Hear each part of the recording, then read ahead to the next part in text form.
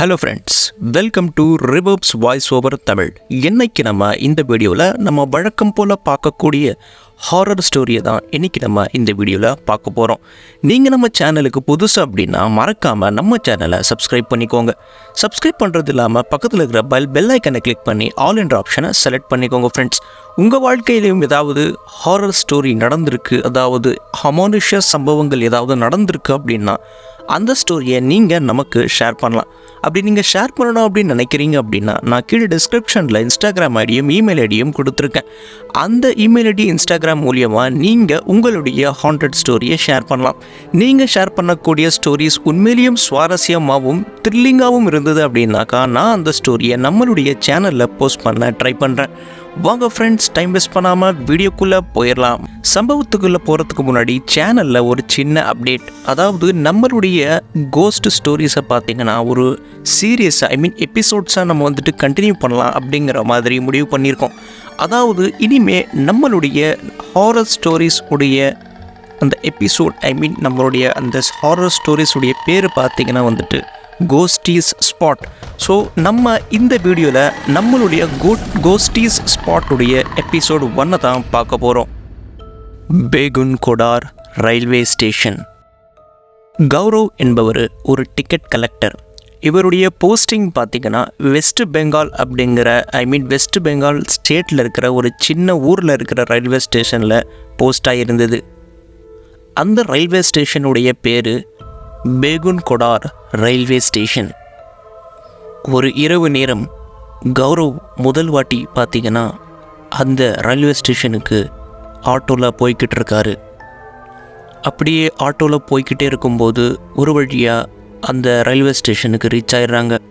Reach ஆனதுமே auto driver பார்த்திங்கன்னா ரொம்பவே பதறி அடிச்சுக்கிட்டு காசை அந்த ஆட்டோவில் கூட்டிகிட்டு வந்தார் இல்லைங்களா, அதுக்கான கூலியை கௌரவ்கிட்ட இருந்து வாங்கிட்டு இருக்காரு. ஆனால் அந்த ஆட்டோ டிரைவர் ரொம்பவே பயந்துக்கிட்டு தன்னுடைய கூலிக்கான காசை கௌரவ்கிட்ட கேட்டுக்கிட்டு இருந்திருக்காரு. கௌரவம் அவருடைய பர்ஸிலிருந்து காசு எடுத்துக்கிட்டு இருந்திருக்காரு. அந்நேரத்தில் அந்த ஆட்டோ டிரைவர், சார் சீக்கிரம் எடுங்க சார், வீட்டுக்கு போனோம் அப்படிங்கிற மாதிரி ரொம்பவே பயந்து போய் நடுங்கிக்கிட்டு கௌரவ்கிட்ட காசு கொடுங்க அப்படிங்கிற மாதிரி கேட்டிருக்காரு. அந்த ஆட்டோக்கான கூலி எவ்வளோன்னு பார்த்தீங்கன்னா 60 ரூபா. ஆனால் கௌரவ் பர்ஸில் இருந்து காசு எடுத்ததுக்கப்புறம் பார்த்தீங்கன்னா அவர்கிட்ட சில்லறை இல்லவே இல்லை, வெறும் 50 ரூபா தான் இருந்திருக்கு. அவர் என்ன சொல்கிறாருன்னா, சார் என்கிட்ட இப்போது 60 ரூபா இல்லை, 50 ரூபா தான் இருக்குது அப்படிங்கிற மாதிரி ஆட்டோ டிரைவர்கிட்ட கௌரவ் சொல்கிறாரு. ஆட்டோ டிரைவர் எதுவுமே சொல்லாமல் அந்த 50 ரூபாவை வாங்கிட்டு கொடுத்தா போதும் அப்படிங்கிற மாதிரி அந்த 50 ரூபாவை பேக்கெட்டுக்குள்ளே வச்சுக்கிட்டு பதறி அடிச்சுக்கிட்டு தன்னுடைய ஆட்டோவை எடுத்துக்கிட்டு அந்த இடத்துல இருந்து போயிடுறாரு. இதை பார்த்த கௌரவுக்கு ஒன்றுமே புரியலை. என்னடா இந்த மனுஷனுக்கு நான் 50 ரூபா தான் கொடுத்தேன், எந்த ஒரு பேச்சும் பேசாமல் பதறி அடிச்சுக்கிட்டு இப்படி ஓடுறாரு அப்படிங்கிற மாதிரி யோசிச்சுக்கிட்டு அப்படியே அந்த ரயில்வே ஸ்டேஷனுக்குள்ளே நுழையிறாரு. அந்த ரயில்வே ஸ்டேஷனுக்குள்ளே போகிறப்போ கௌரவுக்கு அந்த ரயில்வே ஸ்டேஷனில் க்ளீன் பண்ணிக்கிட்டு இருந்த, அதாவது பெருக்கிட்டு இருந்த ஒரு நபரை பார்க்குறாரு. அந்த பெருக்கிட்டு இருந்தவர் பார்த்திங்கன்னா கௌரவை வணக்கம் சொல்லிவிட்டு, அதாவது அவங்க பாஷையில் எது சொல்லுவாங்களோ அதை மாதிரி வெல்கம் பண்ணிவிட்டு, அதுக்கப்புறம் இங்கே டிக்கெட் கவுண்டர் இருக்குது, டிடிக்கான இடம் இங்கே இருக்குது அப்படிங்கிற மாதிரி அங்கே இருக்கிற அந்த இடத்த பற்றி சொல்லிக்கிட்டு இருந்திருக்காரு. அதுக்கப்புறம் கௌரவ், அதெல்லாம் ஓகே, இந்த ஸ்டேஷன் இப்படி தான் இருக்குமா, ஆள் நடமாட்டம் இல்லாமல், இல்லைன்னா யாராவது போயிட்டுமா இருப்பாங்களா அப்படிங்கிற மாதிரி அந்த பெருக்கிட்டு இருந்தவர்கிட்ட கேட்குறாரு. அதுக்கு அந்த பெருக்கிட்டு இருந்தவர் என்ன சொல்கிறாரு அப்படின்னா, சார் மக்கள் வராங்களோ இல்லையோ ஆனால் அவ கண்டிப்பாக வருவா அப்படிங்கிற மாதிரி கௌரவ்கிட்ட சொல்கிறாரு. இதை கேட்ட உடனே கௌரவுக்கு ஒன்றுமே புரியலை. என்ன சொல்ல வராரு இந்த மனுஷன் அப்படிங்கிற மாதிரி யோசிக்க ஆரம்பிக்கிறாரு. அதுக்கு கௌரவ் என்ன கேட்குறாரு அப்படின்னா, யார் அது வருவா அப்படிங்கிற மாதிரி அந்த பெருக்கிட்டு இருந்தவர்கிட்ட கேட்டிருக்கிறாரு. ஆனால் அந்த பெருக்கிறவர் பார்த்திங்கன்னா அதுக்கு பதிலே சொல்லாமல் நான் போய் உங்களுக்காக டீ வாங்கிட்டு வரேன் அப்படிங்கிற மாதிரி சொல்லி அங்கேருந்து போயிடுறாரு. அன்னைக்கு தான் பார்த்தீங்கன்னா கௌரவுடைய அந்த ஸ்டேஷனில் முதல் நைட்டு.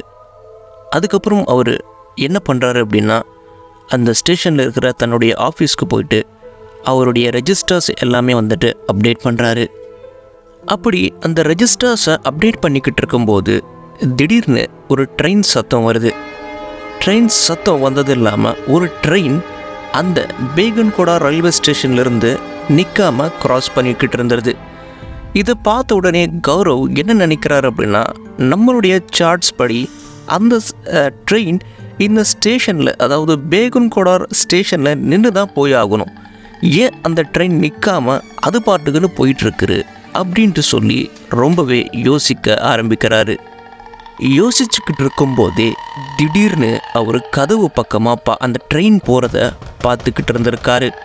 அப்போ அந்த ட்ரெயின் பின்னாடியே யாரோ ஒரு பெண்மணி அந்த ட்ரெயினை துரத்துக்கிட்டே அந்த ட்ரெயினுக்கு பின்னாடியே போகிற மாதிரி கௌரவுக்கு தெரிய வருது. கௌரவம் பார்த்தீங்கன்னா அவருடைய ஆஃபீஸ்லேருந்து எழுந்து போய் வெளியே பிளாட்ஃபார்மில் போய் பார்க்குறாரு. ஆனால் அங்கே போய் பார்த்தா அப்படிப்பட்ட பெண்மணி அங்கே இல்லவே இல்லை. அந்த ஸ்டேஷனில் யாருமே இல்லை. என்ன இது, யாருமே இல்லையே இங்கே அப்படின்னு நினச்சிக்கிட்டு, இல்லை இது நம்மளுடைய மனப்பிரமையாக இருக்கும் அப்படின்னு நினச்சிக்கிட்டு மறுபடியும் ஆஃபீஸுக்குள்ளே வந்து தன்னுடைய சேரில் உட்காந்து வேலையை பார்க்க ஆரம்பிக்கிறாரு. அப்படியே வேலை செஞ்சுக்கிட்டே ஒரு அரை மணி நேரம் அப்படியே கழியுது. திடீர்னு அரை மணி நேரத்துக்கு அப்புறம் ஒரு ட்ரெயின் அதே போல் வருது. அந்த ட்ரெயினும் பார்த்திங்கன்னா அந்த ஸ்டேஷனில் நிற்காமல் அது பாட்டுக்குன்னு போயிட்டுருக்குது. அந்த ட்ரெயின் போயிட்டுருக்கும் போதே மறுபடியும் அதே போல் அந்த ட்ரெயினுக்கு பின்னாடி யாரோ ஒரு பெண்மணி துரத்துக்கிட்டே போகிற மாதிரியே கௌரவுக்கு வந்துட்டு தென்படுது. கௌரவ் இந்த வாட்டியும், மா யார்மா அது ட்ரெயின் பின்னாடியே வந்துட்டு ஓடுறது அப்படிங்கிற மாதிரி கத்திக்கிட்டு தன்னுடைய சேர்லேருந்து ஓடிக்கிட்டு போய் பிளாட்ஃபார்மில் போயிட்டு யார் அதுன்னு சொல்லி பார்க்கலாம் அப்படின்னு சொல்லிட்டு பிளாட்ஃபார்முக்கு போகிறாரு. ஆனால் பிளாட்ஃபார்ம் கிட்ட போனால் மறுபடியும் அந்த இடத்துல எந்த ஒரு பெண்மணியுமே இல்லை, யாருமே இல்லை. இந்த விஷயம் கௌரவுக்கு ரொம்பவே யோசிக்க வச்சுது. அதுக்கப்புறம் அவர் என்ன நினைக்கிறாரு அப்படின்னா, இந்த தடவை நம்ம பிளாட்ஃபார்ம்லேயே நிற்கலாம், அடுத்த ட்ரெயின் வந்ததுன்னா நம்ம கையை காட்டலாம், நம்மளை பார்த்து அந்த டிரைவர் ட்ரெயினை இந்த ஸ்டேஷனில் நிப்பாட்டுவார் அப்படின்ட்டு சொல்லி அதே ரயில்வே ஸ்டேஷனில் அங்கேயே பிளாட்ஃபார்ம்லேயே நிற்கிறாரு. அவர் நினச்சது போலேயே ஒரு அரை மணி நேரத்திற்கு அப்புறம் ஒரு ட்ரெயின் வருது. அந்த ட்ரெயினில் இருந்த டிரைவரும் பார்த்திங்கன்னா கௌரவ் நிற்கிறத பார்த்து ரொம்பவே பயந்துக்கிட்டு கொஞ்சமாக ட்ரெயினை ஸ்லோ பண்ணியிருக்காரு. ஸ்லோ பண்ணிக்கிட்டே இருக்கும்போது கௌரவ் என்ன நினைக்கிறார் அப்படின்னா, நம்மளை பார்த்து தான் ட்ரெயினை நிறுத்தலாம் அப்படின்னு சொல்லிட்டு ஸ்லோ பண்ணுறாரு போல் ட்ரெயினில் அப்படின்னு சொல்லிட்டு நினச்சிக்கிட்டு இருந்திருக்காரு. அதே நேரத்தில் அந்த டிரைவருடைய முகம் பார்த்திங்கன்னா அந்த கலரு அப்படியே சேஞ்ச் ஆகி ரொம்பவே வந்துட்டு பயந்து போய் மறுபடியும் அந்த ஸ்லோ பண்ண ட்ரெயினை ஸ்பீடாக எடுத்துக்கிட்டு அந்த ரயில்வே ஸ்டேஷன்லேருந்து ட்ரெயினை வந்துட்டு எடுத்துக்கிட்டு போயிடுறாரு.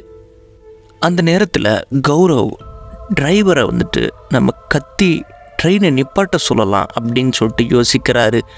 ஆனால் யோசிக்கிறதுக்குள்ளேயே அந்த ட்ரெயின் அந்த பிளாட்ஃபார்ம்லேருந்து கடந்து போய்கிட்டு இருந்தது.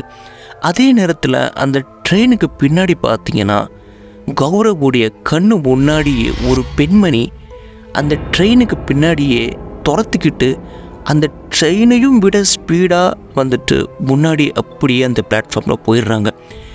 இந்த நிகழ்வை பார்த்த உடனே கௌரவுக்கு பார்த்திங்கன்னா காலெல்லாம் நடுங்கிக்கிட்டு இருக்குது.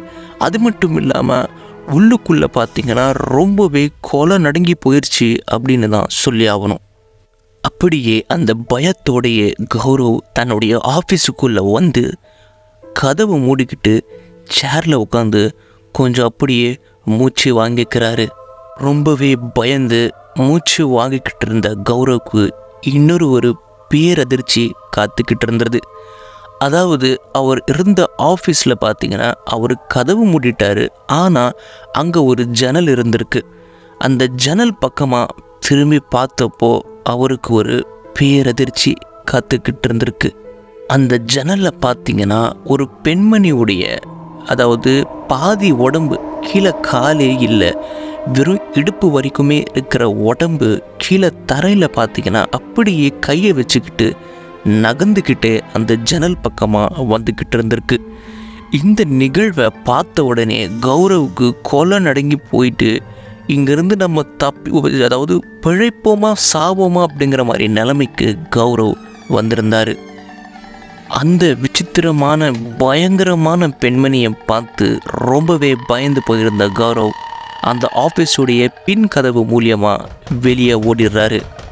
அந்த ஸ்டேஷன்லேருந்து வெளியே ஓடி வந்த கௌரவ் அப்படியே ஒரு 1/2 கிலோமீட்டர் வரைக்குமே பார்த்திங்கன்னா ஓடிக்கிட்டே வந்திருக்காரு. ஓடி வந்ததும் அந்த ரோடு ஓரமாக பார்த்திங்கன்னா ஃபுட்பாத்தில் ஒரு தாத்தா தூங்கிக்கிட்டு இருந்திருக்காரு. கௌரவ் வர்ற அந்த கத்துற சத்தத்தை கேட்டு ரோட்டோரமாக தூங்கிக்கிட்டு இருந்த தாத்தாவும் பார்த்திங்கன்னா எழுந்து உக்காந்துடுறாரு. உக்காந்ததுக்கப்புறம் கௌரவ் அந்த தாத்தா கிட்ட போகிறாரு. கிட்ட போய் தன்னுடன் நடந்த இந்த அமானுஷ சம்பவங்களை பற்றி அந்த தாத்தா கிட்ட சொல்கிறாரு. அந்த தாத்தா கௌரவ் போட்டுக்கிட்டு இருந்த யூனிஃபார்மை நோட் பண்ணியிருக்காரு. நோட் பண்ணிவிட்டு ஒரு விஷயத்தை சொல்கிறாரு. உனக்கு உண்மையிலேயும் உயிரை காப்பாற்றிக்கணும் அப்படின்னு இருந்தா, உயிர் வாழணும் அப்படின்னு நினைக்கிற அப்படின்னாக்கா உன்னுடைய போஸ்டிங்கை மாற்றிக்கோ அப்படிங்கிற மாதிரி அந்த தாத்தா கௌரவ் கிட்ட சொல்லியிருக்காரு. கௌரவுக்கு அவர் என்ன சொல்ல வராரு அப்படிங்கிற அந்த விஷயம் பார்த்திங்கன்னா அந்த படப்படப்பில் ஒன்றுமே புரிய வரல. அதுக்கப்புறம் அந்த தாத்தா ஸ்ட்ரெயிட்டாகவே சொல்ல ஆரம்பிச்சிடுறாரு. அதாவது பேகுன்கொடா ரயில்வே ஸ்டேஷன் ஒரு அமானுஷ்யம் நிறைந்த ரயில்வே ஸ்டேஷன். 40 வருஷமாக, கடந்த 40 வருஷமாக அந்த ரயில்வே ஸ்டேஷன் மூடி இருந்தது அப்படிங்கிற மாதிரி அந்த டிக்கெட் கலெக்டர்கிட்ட, அதாவது கௌரவ் கிட்ட சொல்கிறாரு. மறுபடியும் 2009 எப்போ அந்த ரயில்வே ஸ்டேஷன் திறந்தாங்களோ அப்போதிலிருந்து ஏதாவது அமானுஷ்ய சம்பவங்கள் அப்படிங்கிறது அந்த ஸ்டேஷனில் நடந்துக்கிட்டே இருந்திருக்கு. சொல்லப்படுது, ஒரு 50 வருஷத்துக்கு முன்னாடி ஒரு பெண் அந்த ரயில்வே ஸ்டேஷன் இருக்கிற ஒரு ட்ராக்கை க்ராஸ் பண்ணிக்கிட்டு இருக்கும்போது ஒரு ட்ரெயின் இடித்து கை கால் தலை அப்படின்னு சொல்லிட்டு உடல் பாகங்கள் தனித்தனியாக பிரிஞ்சு போய், அந்த ஆக்சிடெண்ட்டில் அந்த உடம்பு எல்லாமே பார்த்திங்கன்னா செதஞ்சு போய் உயிர் இழந்து போனாங்க அப்படிங்கிற மாதிரி சொல்லப்படுது. அது மட்டும் இல்லாமல் அந்த உயிர் இழந்து போன அந்த பெண்மணியுடைய ஆன்மா தான் அந்த ரயில்வே ஸ்டேஷனில் இன்னமும் சுற்றிக்கிட்டு இருக்கிற மாதிரி சொல்கிறாங்க. அது மட்டும் இல்லாமல் அந்த ஸ்டேஷனில் பார்த்திங்கன்னா எந்த டிரைவராக இருந்தாலும் பேகுன்கொடா ரயில்வே ஸ்டேஷன் என்று தெரிஞ்சாலே அந்த ஸ்டேஷனில் நைட் நேரத்தில் யாருமே ட்ரெயினை நிறுத்தவே மாட்டாங்களாம். ஆனால் அந்த பெண்மணியுடைய ஆன்மா பார்த்திங்கன்னா நைட் நேரத்தில் எந்த ட்ரெயின் போனாலும் அந்த ட்ரெயினுக்கு பின்னாடி துரத்துக்கிட்டே போவாங்களாம். அந்த தாத்தா கௌரவ் கிட்ட என்ன சொல்கிறாரு அப்படின்னா, உனக்கு முன்னாடி இங்கே, அதாவது இந்த ரயில்வே ஸ்டேஷனில் நிறைய பேர் வேலை பார்க்க வந்திருக்காங்க. ஆனால் அந்த ரயில்வே ஸ்டேஷனில் சிலர் உயிர் இழந்தும் இருந்திருக்காங்க, சிலர் உடம்பு சரியில்லாமலும் போயிருக்காங்க, சிலர் பார்த்திங்கன்னா எனக்கு இந்த வேலையே வேணாம் அப்படிங்கிற மாதிரி அந்த ஸ்டேஷன்லேருந்து வேறு இடத்துக்கு போஸ்டிங்கு போயிடுவாங்க. இதிலிருந்து நான் என்ன சொல்ல வரேன் அப்படின்னா, இந்த ஸ்டேஷனுக்கு யாரும் வேலை பார்க்க விரும்புகிறதே இல்லை. அது மட்டும் இல்லாமல் இந்த ஸ்டேஷனில் மக்கள் யாருமே ட்ரெயின் ஏறுறதுக்காக வரவே மாட்டாங்க அப்படிங்கிற மாதிரி இந்த விஷயத்தை எல்லாமே அந்த தாத்தா கௌரவ் கிட்ட சொல்லியிருக்காரு. இந்த தாத்தா சொன்ன விஷயத்தை எல்லாத்தையும் கேட்டு கொலை நடுங்கி போய் அந்த நைட்டே அந்த வேலையே வேணாம் அப்படிங்கிற மாதிரி விட்டு தன்னுடைய சொந்த ஊருக்கே அதே நைட்டு கிளம்பிடுறாரு. அதுக்கப்புறம் பார்த்திங்கன்னா 2 மாதம் வரைக்கும் அவரை இந்த மாதிரி செயல் செஞ்சதுனால 2 மாதத்துக்கு சஸ்பெண்ட் பண்ணியிருக்காங்க. ஓகே ஃப்ரெண்ட்ஸ், இந்த சம்பவத்திலிருந்து உங்களுக்கு என்ன தெரிய வருது? என்ன உண்மையிலையும் பேகன்கோடா ரயில்வே ஸ்டேஷன் அமானுஷ்யம் நிறைந்த ரயில்வே ஸ்டேஷனா? உங்கள் மனசில் என்ன படுதோ அதை கமெண்ட் பாக்ஸில் கண்டிப்பாக கமெண்ட் பண்ணுங்கள். நீங்கள் நம்ம சேனலுக்கு புதுசு அப்படின்னா மறக்காமல் நம்ம சேனலை சப்ஸ்கிரைப் பண்ணிக்கோங்க. இதே போல் அமானுஷ்ய சம்பவங்கள் உங்களுடைய வாழ்க்கையிலும் நடந்திருக்கு அப்படின்னா அந்த ஸ்டோரியை பார்த்தீங்கன்னா நீங்கள் நமக்கு ஷேர் பண்ணலாம். அப்படி ஷேர் பண்ணணும் அப்படின்னு நினைக்கிறீங்க அப்படின்னாக்கா நான் டிஸ்கிரிப்ஷன் பாக்ஸில் நம்மளுடைய email ID and Instagram ID கொடுத்துருக்கேன். இன்ஸ்டாகிராம் அல்லது இமெயில் மூலியமாக நீங்கள் டெக்ஸ்ட் பண்ணி இல்லைனா வாய்ஸ் மெசேஜ் மூலியமாக உங்களுடைய லைஃப்பில் நிகழ்ந்த கோஸ்ட் ஸ்டோரியை நமக்கு ஷேர் பண்ணலாம். நீங்கள் ஷேர் பண்ணக்கூடிய ஸ்டோரிஸ் உண்மையிலேயும் சுவாரஸ்யமாகவும் த்ரில்லிங்காகவும் இருந்தது அப்படின்னாக்கா நான் அந்த ஸ்டோரியை நம்மளுடைய சேனலில் போஸ்ட் பண்ண ட்ரை பண்ணுறேன். ஓகே ஃப்ரெண்ட்ஸ், இதே போல் ஒரு சுவாரஸ்யமான அடுத்த வீடியோவில் சந்திக்கலாம். அது வரைக்கும் பாய்.